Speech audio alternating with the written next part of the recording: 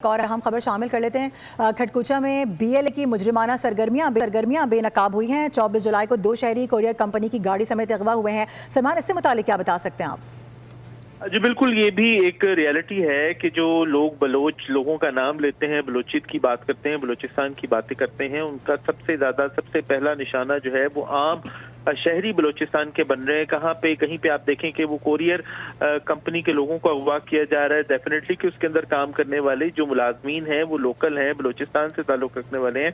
कहीं पर खवातीन को अगवा किया जा रहा है। ये 24 जुलाई का वाकया है जिसका आपने जिक्र किया कि BLA के दहशतगर्दों ने खटकुचा से 2 बेगुनाह शहरियों को कोरियर कंपनी की एक गाड़ी समेत अगवा किया और उसके बाद फिर 26 जुलाई को दहशतगर्दों ने इसी कंपनी के मालिक से राब्ता करके 2 करोड़ 50 लाख रुपए तावान भी तलब किया और वाज़ेह किया कि अगर ये तावान या भत्ता अदा नहीं किया गया तो मग़ज़ूमियों को कत्ल कर दिया जाएगा।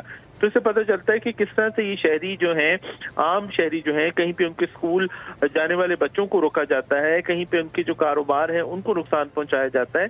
तो ये BLA का एक मुजरिमाना नेटवर्क है। ठीक है सलमान, इस हवाले से आप हमें आगाह करें। हमारे साथ सब्सक्राइब करें और बेल दबाएं ताकि कोई खबर रह न जाए।